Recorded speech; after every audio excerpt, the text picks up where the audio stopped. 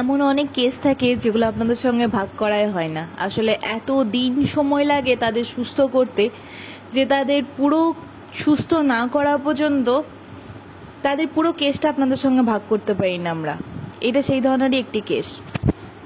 আমার এক বান্ধবীর শ্বশুর ঘরের গ্যারেজে এই মা কুকুরটি বাচ্চা দেয় এবং সে বান্ধবীর পুরো পরিবার তাদের খাবার দাবার দিত।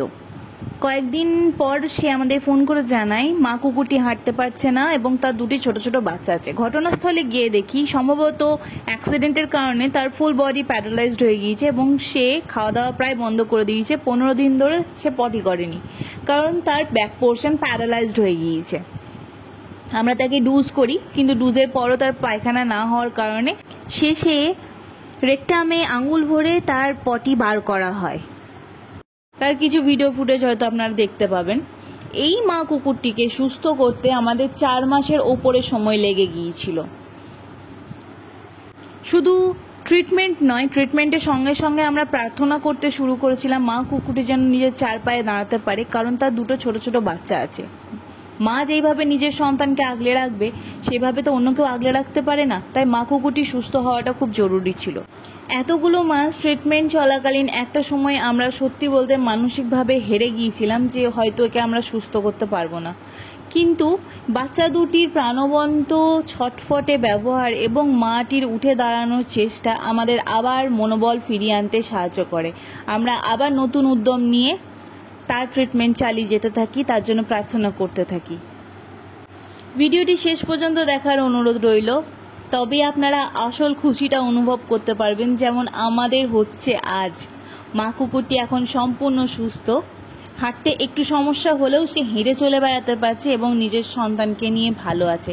ধন্যবাদ সেই পরিবারকে যারা ওকে আগলে রেখেছে, দুবেলা খাবার দিচ্ছে এবং কিছু প্রবলেম হলে আমাদের জানাবে।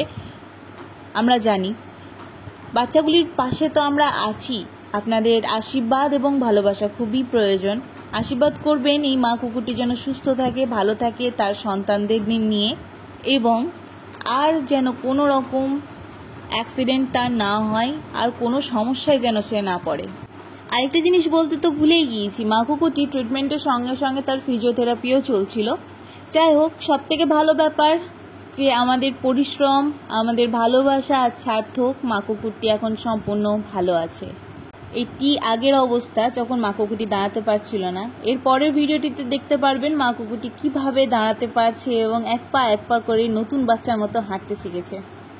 সত্যি বলছি, এই ধরনের কেসগুলি যখন সাকসেসফুলি রিকভারি হয় সেই খুশি পৃথিবীর সব খুশির থেকে আলাদা। যারা অবলাদের ভালোবাসেন তারাই একমাত্র বুঝতে পারবেন এই খুশি, এই অনুভূতি সবার দ্বারা বোঝা সম্ভব নয়। ধন্যবাদ আপনাদের সকলকে যারা আমাদের পাশে আছেন, আমাদেরকে আশীর্বাদ করছেন এবং কোনো না কোনোভাবে আমাদের পাশে আছেন। ধন্যবাদ। আশীর্বাদ করবেন আমরা যেন এইভাবেই রাস্তার অসহায় প্রাণীগুলির জন্য কাজ করে যেতে পারি। সকল আর্থিক বাধা পেরিয়ে ওদের ট্রিটমেন্টে যেন কোনো বাধা কোনো দিন না আসে।